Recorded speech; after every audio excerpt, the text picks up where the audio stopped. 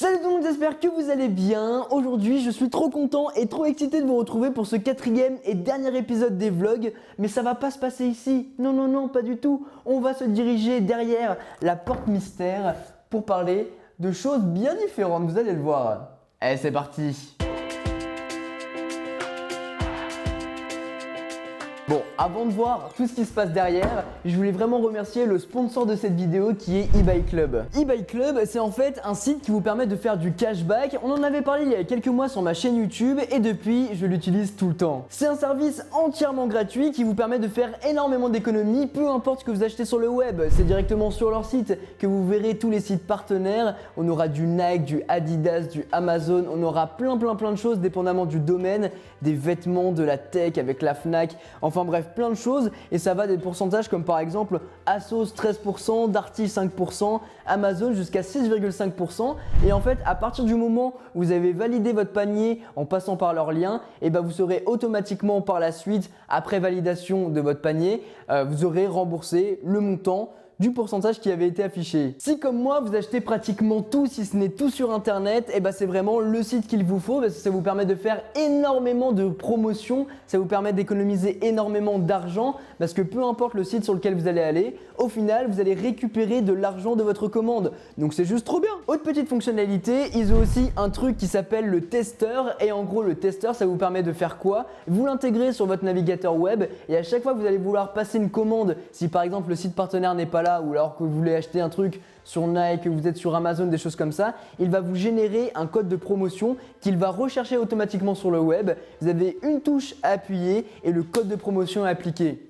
C'est pas beau ça? Et dans des périodes comme ça, comme le Black Friday, le Cyber Monday et aussi Noël qui approche, ça vous permet de faire beaucoup d'économies et d'acheter plus de cadeaux. En parlant d'argent, tout ce que vous avez économisé sera stocké dans votre cagnotte sur le site eBay Club et à partir du moment où vous avez 10 € ou bien au-delà de 10 €, vous pourrez vous faire un virement bancaire ou un virement PayPal, c'est comme vous voulez. Si bien évidemment le site vous intéresse, je vous mettrai mon lien de parrainage directement dans la description. Ça vous permet, si vous vous inscrivez, de gagner 3 € directement et moi de mon côté de gagner un peu de sous-sous. Bon bah voilà, je pense que tout était clair pour vous. Maintenant, on va se diriger vers la salle mystère parce que on a beaucoup de choses à faire et à monter aussi.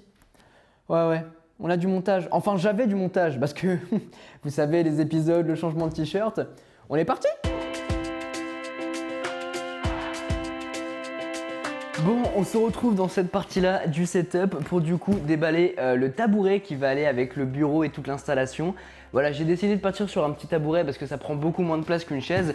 Et surtout, celui que j'ai trouvé, il vient de chez Dilly. Vous vous rappelez, on a parlé de Dilly dans le premier épisode. C'était les tabourets, les chaises hautes plutôt, qu'on avait pu découvrir. Et bien là, ils m'ont envoyé un tabouret pour pouvoir justement me mettre de façon confortable pour tourner. Et je l'ai trouvé très stylé et c'est pour ça que je leur ai demandé de me l'envoyer. Alors, cette petite chaise, enfin ce petit tabouret, voilà la taille qu'il aura. Du coup, je vais bien pouvoir poser mes fesses dessus.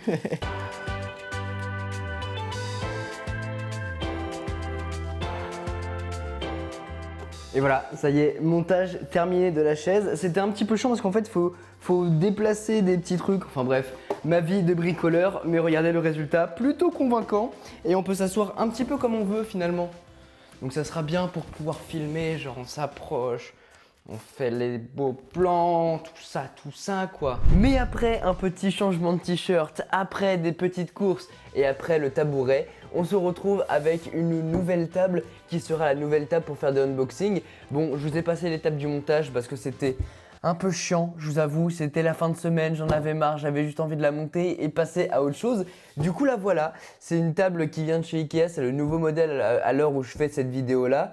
Je l'ai laissé tel quel pour l'instant, mais je pense que je vais quand même vernir le plateau. Surtout qu'il y a des petites traces, des trucs comme ça à cause du transport.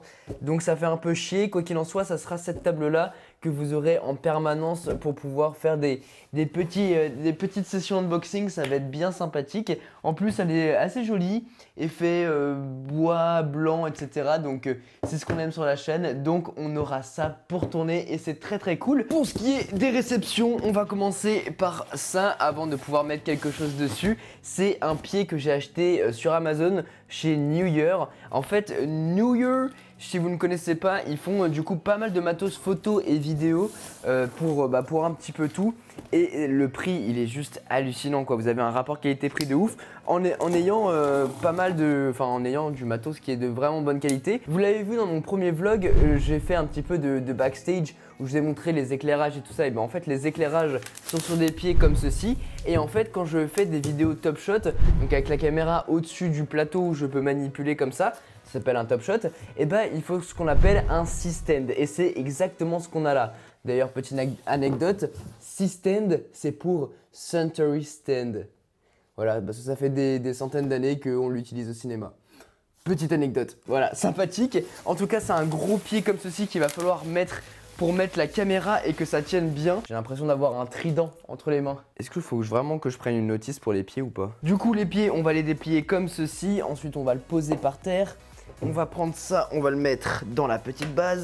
Et puis du coup, pour ce qui est l'aspect C-stand, pour pouvoir percher quelque chose, et ben ça va se passer avec cette dernière petite tige. Hop là. Et là, je pense qu'on est bien si j'ai pas mis le système à l'envers. Donc là, on a notre petite tige qui tient vachement bien, qu'on va pouvoir ajuster en longueur pour savoir un petit peu comment on veut le faire. Bon, une fois qu'on est arrivé là, il vous faut ce petit accessoire tout con qui vient de chez Manfrotto qu'on va glisser à l'intérieur comme ceci, qu'on va visser par exemple à peu près ici. Et ensuite, on va pouvoir y mettre ce qu'on appelle une ball head. On a celle-ci qui vient de chez New Year, exactement la même marque.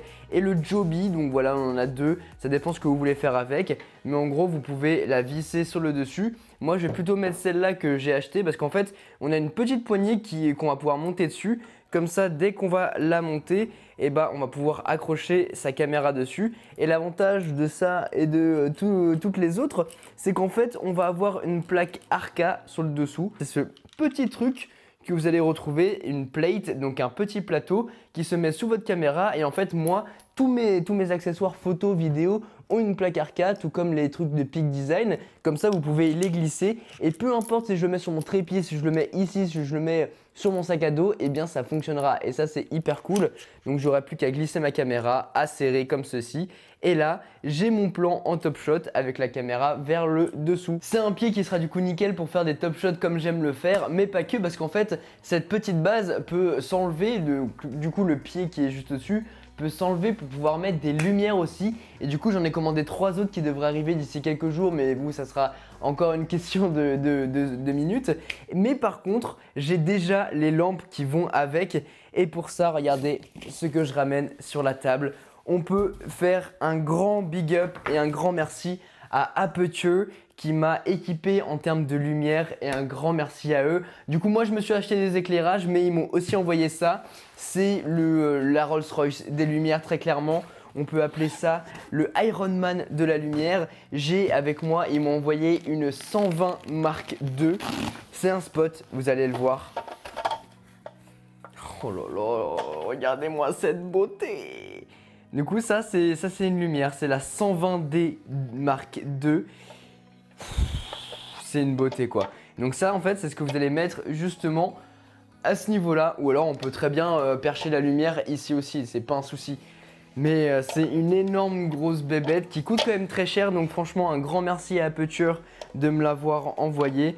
Et j'ai hâte de l'installer pour pouvoir le tester. Et à l'intérieur de ce petit sac, c'est ce qu'on va appeler un diffuseur. C'est le Light Dome Mini de Aputure et ça ressemble à ça. Et là, au moins, j'aurai du très bon éclairage parce que ce n'est pas tout. J'ai aussi pris le mien et j'ai upgrade un petit peu tout ce que j'avais chez moi, étant donné que je suis parti là-dessus. C'est des lumières qui viennent de chez Falcon Eye. Steven en avait parlé sur sa chaîne YouTube d'ailleurs. Pas du tout le même registre que chez Aputure. C'est un rond en fait. Et ce rond là, c'est une LED qui est du coup très fine et qui va éclairer avec un diffuseur d'intégrer. Ce sera du coup pas la même qualité que chez Aputure avec du coup un éclairage qui va être beaucoup plus soft vu qu'il y a un gros softbox qui est devant. Donc du coup la qualité sera un petit peu différente, mais je suis très content d'avoir ça. Ça me permettra de faire une backlight. Donc je la mettrai comme ça, tu vois, au-dessus de moi, mais derrière quand même. Voilà, j'en suis très content. J'ai pris celle-ci et puis j'ai pris le gros modèle aussi. Comme ça, j'aurai vraiment tout l'éclairage dont je pourrais avoir besoin dans le studio. Et là on sera très bien. Pour rester dans le plus simple que vous connaissez, j'ai récupéré mon petit trépied de chez Manfrotto. C'est à cause de lui que j'ai eu une mésaventure avec mon objectif.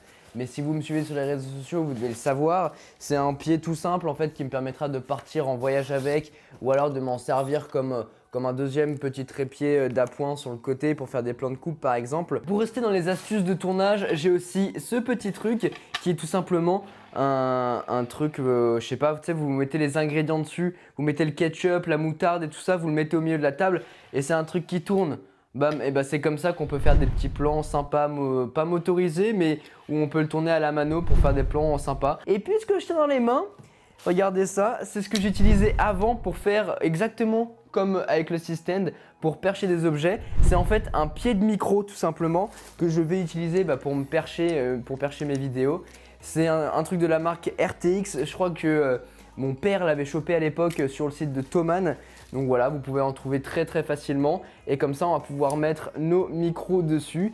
Et de mon côté, j'ai tout Sennheiser et du coup, ils m'ont envoyé ce beau bébé. Regardez ça dans son beau packaging qu'on va ouvrir tout de suite. C'est le MKH 416. Voilà, il n'est pas branché bien évidemment parce qu'il faut une prise XLR, mais par contre c'est un micro qui n'est pas alimenté tout seul, il n'a pas d'alimentation ce qu'on appelle fantôme vu qu'on a une entrée XLR derrière. Mais voilà, ça commence à faire pas mal de matos. J'attends du coup 3 pieds, j'ai les éclairages. Et à partir de là, on va commencer à bien pouvoir taffer. Pour ce qui est de ce setup là, regardez la 120D Mark II, elle est là, elle est installée. On va pouvoir la bidouiller un petit peu. Et donc du coup, on a installé le Light Dome Mini version 2 avec l'aperture qui est juste ici. Ce qui est vraiment cool avec cette lampe, c'est que du coup, elle est installée et on va avoir tout un panel de commandes juste ici. On va avoir un petit module qui peut être télécommandé avec une télécommande. Hein. Et ensuite, on va pouvoir allumer la lampe, bam. Elle est en train d'éclairer juste là et ensuite on va pouvoir gérer la luminosité par exemple. Donc là je peux la mettre jusqu'à 100%. Ce qui est un petit peu dommage, c'est qu'on ne peut pas régler la température de la couleur. Elle restera classique comme une softbox. Donc là si je vous la montre, voilà, ça c'est les softbox que j'utilisais avant. Mais bon, du coup on ne peut pas contrôler la température, on ne peut rien faire. Si je me remets ça dans la tronche, comme ça vous me voyez mieux. Voilà, sans faire tout tomber. Mais du coup, on va pas pouvoir contrôler la lumière. En tout cas, on va pouvoir contrôler la luminosité, ce qui est globalement plus important, hein, je vais pas vous le cacher. Donc voilà, on peut tout contrôler à partir de ce petit panneau de commande. En plus d'avoir des effets un peu sympas si jamais vous travaillez vraiment dans de la réal. Si par exemple, on veut mettre un effet, genre je regarde la télévision. Donc là, on va pouvoir le dévisser. Je me le mets devant les yeux comme ceci. Et là par exemple, on peut faire genre je regarde la télé et ça va éclairer plus ou moins fort à des moments donnés. On peut régler la fréquence, etc. Donc voilà, on peut faire des petits effets assez sympas comme ceci. Après pour mon utilisation, je ne vais pas tellement l'utiliser. Et en fait l'idée c'est que on va pouvoir le mettre par exemple ici. Je vais l'incliner comme ceci. Et puis là, je peux vous parler et puis ça m'éclaire. Même si là, c'est un peu trop fort, je pense. Enfin bref, voilà. Du coup, après, je l'ai monté exactement sur le même pied que je vous ai montré au studio. Et donc, du coup, on aura un ensemble qui est vraiment stylé, qui coûte assez cher, je vais pas vous le cacher. Mais avec un matos comme ça, vous pouvez vraiment tout faire sans aucun souci. On a un ventilo. C'est pas exactement comme les panneaux LED où là, ils seront totalement silencieux et ils chauffent pas. Là, on va avoir un ventilo. D'ailleurs, on va pouvoir gérer si on veut les laisser ouverts ou pas. Donc si on les laisse ouverts, ça fera fatalement plus de bruit. Mais si par exemple on n'est pas en train d'enregistrer de la voix, ça peut être sympa de le laisser ouvert comme ça. Ça lui permet de respirer un petit peu. Quoi qu'il en soit, on a fait un tournage avec, ça ne fait aucun bruit. C'est hallucinant. Donc même pour une lampe qui est comme ceci, ça ne chauffe pas et ça fait pas de bruit. Donc vraiment, c'est mon go-to. Aujourd'hui, je peux vraiment vous recommander celle-ci si vraiment vous commencez à vous intéresser beaucoup à la vidéo et l'éclairage, c'est le plus important. Donc voilà, que demande le peuple, 120D, aperture, je vous mets le lien en description, mais je kiffe. Et puis au final, quand on rentre directement dans la nouvelle pièce qui a été configurée, regardez un peu ce setup, regardez ce que ça donne. Bon, là on est en face cam avec le micro directement, donc on peut switch de l'un à l'autre. Bon là j'ai la petite caméra, comme ça je peux vous parler directement ici, ou bien comme ça, et c'est exactement ce que j'ai fait pour toutes les autres vidéos. Par exemple la vidéo sur les AirPods, et bah c'est comme ça que j'ai pu tourner. On va du coup retrouver le micro qui est juste au-dessus. On va retrouver, bah regardez, je vais vous montrer ça directement. On a le petit micro qui est juste là. On a la caméra qui est perchée en haut qui descend juste ici. on va avoir l'éclairage sur le côté que vous voyez pas. Vous voyez, c'est hors champ. Et puis on va avoir la grosse caméra qui est juste en face. Et puis sur le mur, on a ce mur de guirlande un petit peu pour donner cet effet un peu sympa. Pour l'instant, la déco n'est absolument pas terminée. Dans tous les cas, je vous ferai une vidéo peut-être prochainement sur tout ce que j'utilise précisément. Mais en tout cas, voilà la configuration presque finale du setup. C'est comme ça que j'ai pu tourner la vidéo sur les AirPods par exemple. Après, il y a beaucoup d'étalos et tout ça. On a toujours le petit ordi qui est là pour contrôler le volume, contrôler tout ça. Parce qu'en fait, le micro qui est ici est relié directement à un pied qui passe en dessous, qui est relié à la carte. Et en fait, c'est cette carte son qui va enregistrer directement le volume de la vidéo. Donc voilà, un petit peu les secrets de tournage. Et je suis vraiment super content d'avoir travaillé avec toutes les belles marques pour cette vidéo et pour ces 4 épisodes surtout. Le déménagement dans ce nouveau studio a pris environ 1 mois. C'était très long, le temps de recevoir tous les produits, de contacter toutes les marques, de vous faire les vidéos aussi et d'installer au fur et à mesure. Parce que filmer et déménager en même temps c'est hyper compliqué. Plus tous les allers-retours parce que le studio n'est pas du tout au même endroit que le précédent. Donc voilà, je suis très content d'avoir fait ça avec vous, de vous le partager. Déjà de 1, moi ça me fait un souvenir, et de 2, vous, j'en suis sûr que ça vous plaît. À l'heure où je tourne cette vidéo là, je ne sais pas du tout, je ne connais pas vos retours alors que les 3 derniers épisodes sont sortis. Mais voilà, je suis très content de vous avoir partagé ça avec vous, d'avoir fait l'effort de le faire, parce que moi-même j'ai envie de regarder ces vidéos là sur YouTube. Donc voilà, je me suis dit pourquoi pas vous le partager directement avec vous et le terminer dans un cadre pratiquement terminé. Il reste encore pas mal de choses à faire. Et quoi qu'il en soit, il y aura en décembre les vidéos setup totalement complètes de tous les différents setups. Setup bureau, setup télé et surtout le setup tournage dans lequel on est là actuellement. Comme ça vous aurez vraiment des très beaux plans et surtout des produits qui sont fonctionnels et qui sont utilisables à 100%.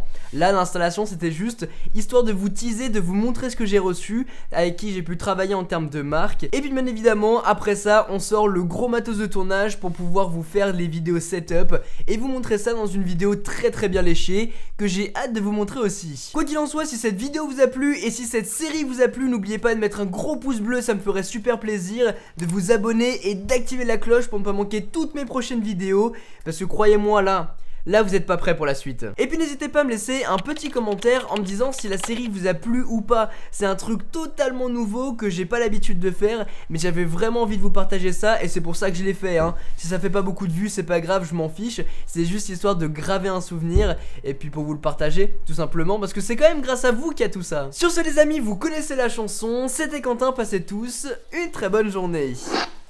Tchou.